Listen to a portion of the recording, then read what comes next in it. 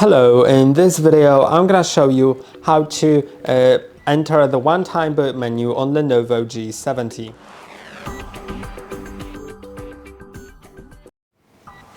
And to do it, you need to first shut down the laptop if it is currently on. So let's do that.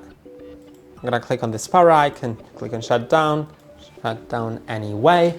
And now wait for like 30 seconds to make sure it's fully off, and once you're sure it's fully off, on the left side of the laptop, right next to the charging port, you'll see a button. It's called NOVO button, and you can use a pen, pin, needle, or anything else that's probably smaller than your finger, and you should just press on that button. So I'm gonna show you the button. You can see it right here on the right side of the power button. Press on it with something.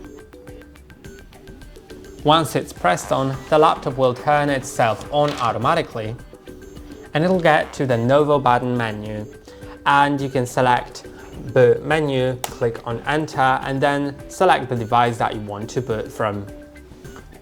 That's all for today. Don't forget to like and subscribe. See you next time.